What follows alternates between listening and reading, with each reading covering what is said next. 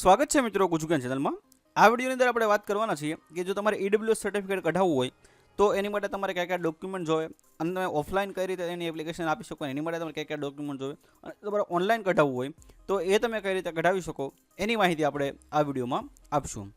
તો સૌપ્રથમ આપણે વાત કરીએ ઓફલાઈન વેની કે જેની અંદર તમારે ફોર્મ ભરી અને જે તે તમારે લાગતી ઓળખતી ઓફિસ હોય ત્યાં તમારે સબમિટ કરાવવાનું હોય છે, એની આપણે વાત કરીએ તો આ છે ઈડબ્લ્યુએસનું ફોર્મ।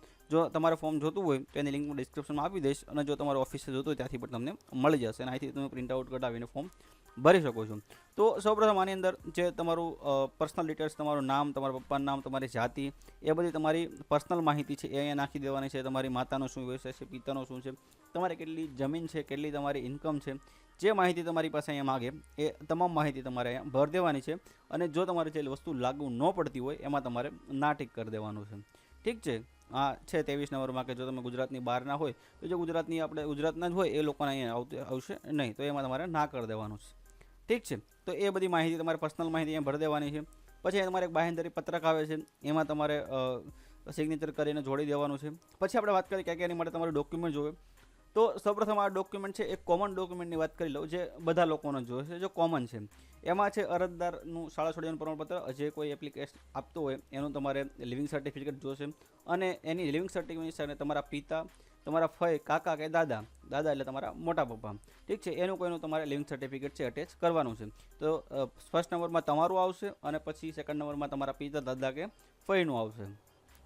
પછી આવશે તમારો કોઈ રહેઠાણનો પુરાવો આપવાનો છે, જેમાં તમે રેશન કાર્ડ છે, આધાર કાર્ડ છે, લાઇટ બિલ છે, મલ્ટિપલ ટેક્સ છે, એમાંથી કોઈ પણ તમે આપી શકો છો। તો આમાં તમે રેશન કાર્ડ આપી શકો છો।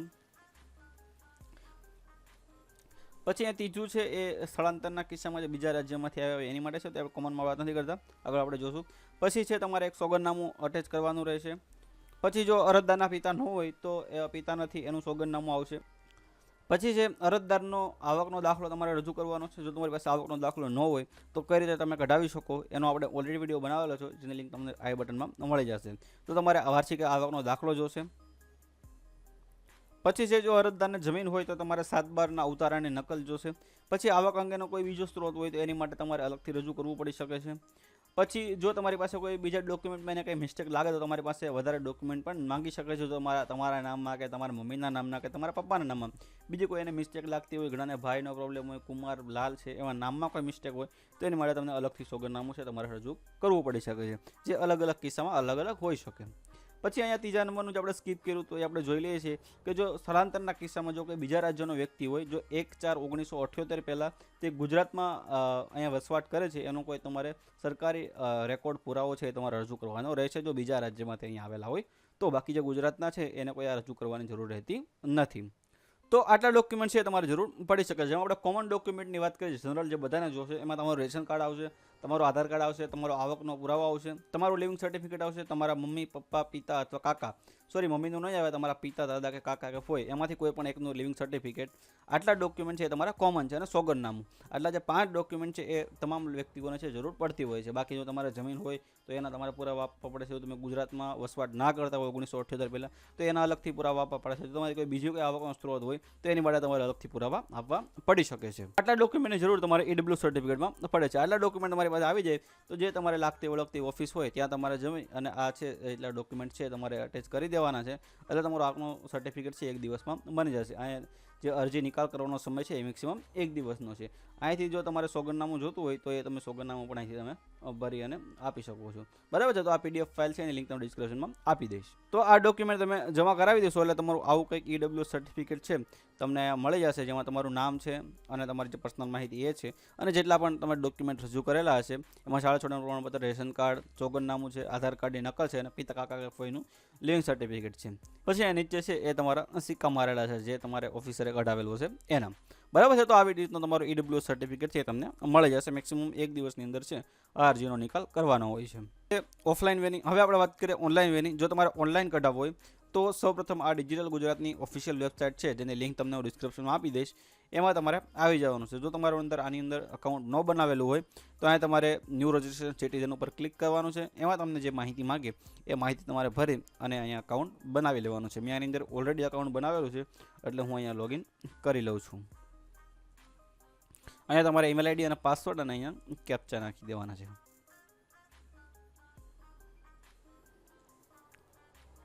પછી અહીંયા તમે લોગિન કરી લ્યો એટલે સર્વિસીસની અંદર સિટીઝન સર્વિસ એની ઉપર તમારે ક્લિક કરી દેવાનું છે.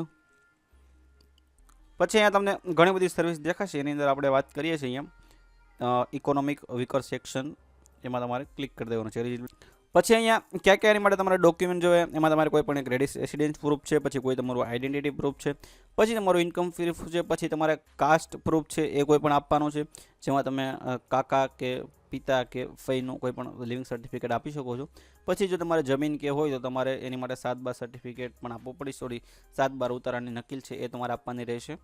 તો અહીંયા કન્ટિન્યુ ટુ સર્વિસ ઉપર આપણે ક્લિક કરી લઈએ છીએ. પછી અહીંયા જે તમે ફોર્મ ભરતી વખતે જે માહિતી નાખીએ છીએ એ બધે ઓટોફિલ થઈ જશે. તો અહીંયા આપણે ઓકે આપી દઈએ છીએ. પછી અહીંયા તમારે કાસ્ટ છે એ તમારી ઓટોમેટિક સિલેક્ટ આવશે. પછી જે તમારી સબ કાસ્ટ હોય એ અહીંયા સિલેક્ટ કરી દેવાની છે.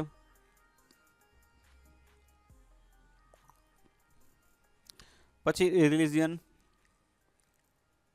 પછી મધર નેમની જરૂર નથી. ફાધર કાસ્ટ છે એ તમારે નાખવાની છે. ફાધરની સબ કાસ્ટ પણ આપણે નાખી દઈએ છીએ.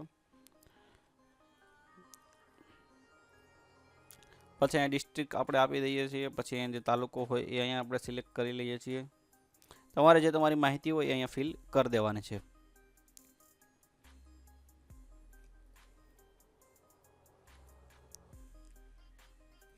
પછી અહીંયા આપણી ઇન્કમ છે એ અહીંયા નાખી દઈએ છીએ. એપ્લિકાન્ટની જે ઇન્કમ હોય એ અહીંયા તમારે નાખવાનું. જો એપ્લિકાન્ટની ઇન્કમ 0 હોય તો તમે 0 નાખી શકો છો. પછી એપ્લિકાન્ટ પેરેન્ટની ઇન્કમ, જે એપ્લિકાન્ટના પેરેન્ટની ઇન્કમ હોય એ અહીંયા તમારે નાખી દેવાની છે. અધર મેમ્બરની કોઈ ઇન્કમ હોય તો અહીંયા તમારે નાખી દેવાની છે. અને ટોટલ ઇન્કમ છે એ તમને આવી જશે. અહીં અધર મેમ્બરની ઇન્કમ છે અહીં 1 લાખ હોય તો 1 લાખને 2,20,000 થઈ જશે. ઠીક છે. પછી અહીંયા નેક્સ્ટ બટન ઉપર આપણે ક્લિક કરી દેવાનું છે. પછી તમારે આગળ અહીંયા ડોક્યુમેન્ટ અટેચ કરવાના છે. એની અંદર અહીંયા તમારે કોઈ પણ એક રેસિડેન્ટ પ્રૂફ છે, એમાં આપણે રેશન કાર્ડ સિલેક્ટ કરી લઈએ છીએ. તો અહીંયા રેસિડેન્ટ પ્રૂફની અંદર આપણે રેશન કાર્ડ અપલોડ કરી દેવાનું છે. જેમાં તમે બ્રાઉઝ ઉપર ક્લિક કરશો એટલે જે ફાઇલ છે એ તમારે અટેચ કરી દેવાની છે. ઠીક છે. પછી અહીંયા તમારે આઈડેન્ટિટી પ્રૂફ અપલોડ કરવાનું છે. આઈડેન્ટિટી પ્રૂફની અંદર તમે અહીંયા કોઈ પણ ઇલેક્શન કાર્ડ છે, પાન કાર્ડ છે, પાસપોર્ટ છે, કોઈ પણ કરી શકો છો. તો અહીંયા આપણે ઇલેક્શન કાર્ડ કરી દઈએ છીએ. આધાર કાર્ડ તમારે કરવું હોય તો પણ તમે કરી શકો છો. મેં અહીંયા ઓલરેડી ડોક્યુમેન્ટ અહીંયા અપલોડ કરેલા છે એક વખત, એટલે અહીંયા આવી જાય છે. ઠીક છે. અથવા તમે અહીંયા બ્રાઉઝ ઉપર ક્લિક કરશો હું કોઈ પણ અહીંયા રેન્ડમ ડોક્યુમેન્ટ મારી પાસે હશે એ અટેચ કરી દઉં છું. ઠીક છે. પછી અહીંયા તમારે ઇન્કમ પ્રૂફ છે એની અંદર તમારે આવકનો દાખલો છે, અથવા તમે true copy of last year income tax return એ પણ તમે કરી શકો છો. તો અહીંયા હું ઇન્કમ સર્ટિફિકેટ સિલેક્ટ કરી લઉં છું.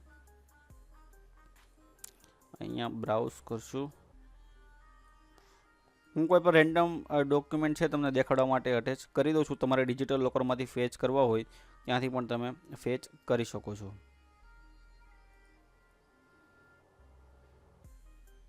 પછી અહીંયા કાસ્ટ સર્ટિફિકેટ, કાસ્ટ પ્રૂફ છે એની અંદર અહીંયા ફાધર, અંકલ કે આંટી એનું કોઈ પણ આપણે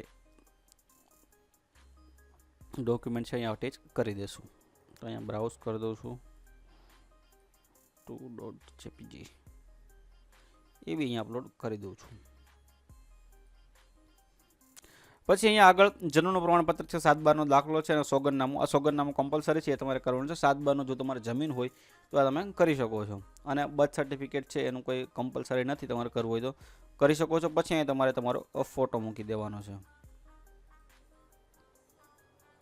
લાસ્ટમાં તમારે કન્ફર્મ કરી દેવાનું છે. સબમિટ બટન ઉપર ક્લિક કરશો એટલે તમને 20 રૂપિયાની જે ફી પે કરવાની છે એ ફી તમારે ઓનલાઈન માધ્યમથી પે કરી દેવાની છે.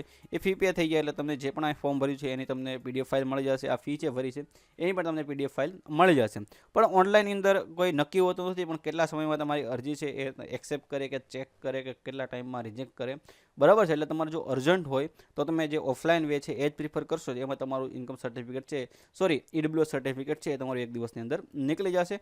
ઓનલાઈન અંદર નક્કી રહેતું નથી. ઘણા બધા મિત્રોની કોમેન્ટ આવે છે, ઘણા તાલુકામાં અઠવાડિયામાં અરજી છે તમારી લઈ લેતા હોય છે.